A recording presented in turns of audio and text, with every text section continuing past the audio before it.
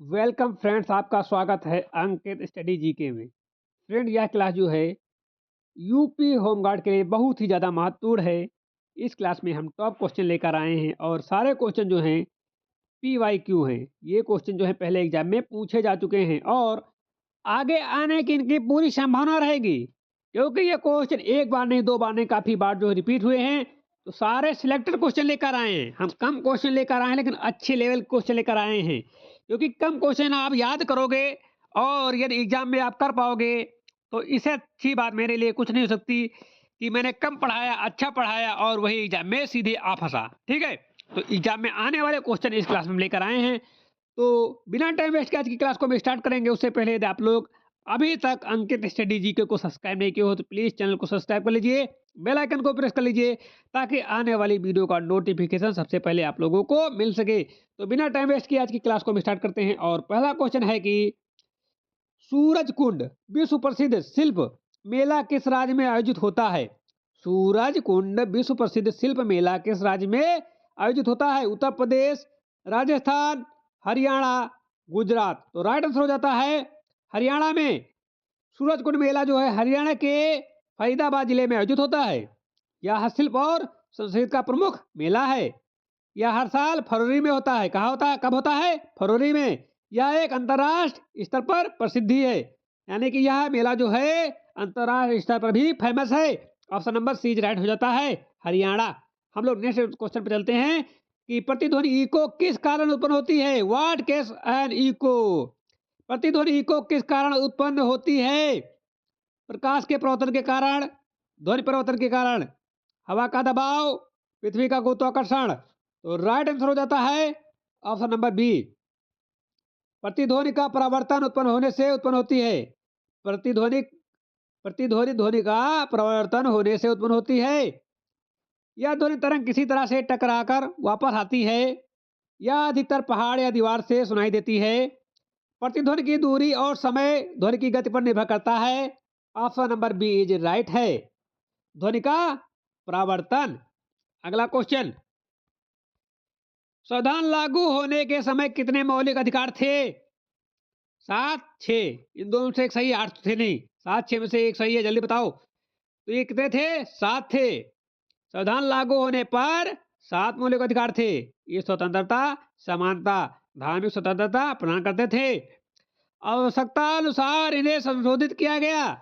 समाज में न्याय और समानता बनाए रखना इनका उद्देश्य है। Option number C is right है, 7 थे। अगला क्वेश्चन है, हाइड्रोसिलोन किसके लिए कहा जाता है? हाइड्रोसिलोन किसके लिए कहा जाता है? तो इस कहा जाता है सिलोन के लिए। सिलोन हाइड्रोक्साइड सिलिकॉन का हाइड्राइड है। रासायनिक सूत्र पूछे तो SiH4 होता है। यह गैसीय और अत्यंत ज्वलनशील पदार्थ है। सिलिकॉन हाइड्रोक्साइड का प्रयोग रासायनिक संश्लेषण में होता है। ऑप्शन नंबर एज करेक्ट है, सिलिकॉन। ठीक है, अगला क्वेश्चन है, महमूद गजनवी का प्रथम आक्रमण किस हिंदू शाही राजा के विरुद्ध था?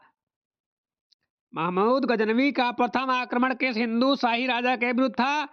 राजा भोज, राजा जयचंद, जयपाल, प्रतिहार सम्राट। तो राइट आंसर हो जाता है ऑप्शन नंबर सी, जयपाल के विरुद्ध। ठीक है, महमूद गजनवी का प्रथम आक्रमण राजा जयपाल के विरुद्ध हुआ। यह 1000 ईस्वी में गजनवी से शुरू हुआ था। कहाँ? गजनी से शुरू हुआ था और मुख्य उद्देश्य धन और संपत्ति लूटना था। इससे भारत में उत्तर पश्चिम क्षेत्र में अस्थिरता आई। अगला क्वेश्चन, एस्बेस्टस के कारण होने वाला प्रमुख रोग कौन सा है? तो इसका राइट आंसर हो जाता है मेसोलिथियोमा। एस्बेस्टस खनिज का सबसे लंबे समय तक संपर्क में फेफड़ों को नुकसान पहुंचाता है और मेसोलियोथोमा नामक गंभीर बीमारी है। और मेसोथेलेमिया का विशेष रूप से उन लोगों में होता है जो निर्माण या औद्योगिक क्षेत्रों में एस्बेस्टस के संपर्क में रहते हैं। यह रोग फेफड़े और छाती की झिल्लियों को प्रभावित करता है। अगला क्वेश्चन, किन अनुच्छेद में समानता का अधिकार वर्णित है? तो राइट आंसर हो जाता है समानता का अधिकार। आर्टिकल यानी कि अनुच्छेद 12 से 35 राइट होना चाहिए, या फिर अनुच्छेद 14 से 18 राइट होना चाहिए, या फिर 19 से 22, या अनुच्छेद 21 से 25। तो समानता का अधिकार जो है आर्टिकल 14 से 18 के बीच है। यदि 14 से 18 के बीच ना दिया हुआ हो, 12 से 35 दिया हो, तो आप 12 से 35 भी लगा सकते हो। लेकिन यहाँ पर 12 से 14 से 18 दिया है, 19 से 22 दिया है और 21 से 25 दिया हुआ। यदि इनमें से कुछ ना दिया हो, आगे का दिया हो, तो 12 से 35 लगा सकते हो। लेकिन यहाँ पर दिया हुआ है तो राइट आंसर हो जाता है ऑप्शन नंबर बी, 14 से 18। भारतीय संविधान में समानता का अधिकार, राइट टू इक्वलिटी, अनुच्छेद 14 से 18 तक वर्णित है। यह सभी नागरिकों को कानून के समान अवसर और सुरक्षा देता है। इसमें जाति, धर्म, लिंग, जन्मजात आदि के आधार पर भेदभाव न करने का प्रावधान है। अगला क्वेश्चन, रेडियो संप्रेषण स्टेशन किसका उदाहरण है? The radio broadcasting station is example of which? AM यानी कि AM, FM यानी FM, दोनों कोई नहीं, तो शायद दोनों होना चाहिए ना, सी होना चाहिए ना। हाँ सी, दोनों AM और FM बोथ। रेडियो प्रसारण में AM और PM मतलब FM। AM का मतलब होता है एम्पलीट्यूड मॉड्यूलेशन और FM का मतलब होता है फ्रीक्वेंसी मॉड्यूलेशन। दोनों का उपयोग किया जाता है। रेडियो स्टेशन इस तकनीक का उदाहरण है। AM ध्वनि संकेत की एम्पलीट्यूड बदल जाती है, जबकि FM में फ्रीक्वेंसी बदलती है। अगला क्वेश्चन है, किस इतिहासकार ने दीन ए इलाही को एक धर्म कहा? किस इतिहासकार ने दीन ए इलाही को एक धर्म कहा? तो राइट आंसर हो जाएगा अब्दुल फजल। मुगल सम्राट अकबर ने दीन ए इलाही धर्म की स्थापना की। इसका प्रचार और इतिहासकार अब्दुल फजल था, जिसने इसे एक धर्म के रूप में वर्णित किया। यह धर्म सहिष्णुता और समन्वय का संदेश देता है।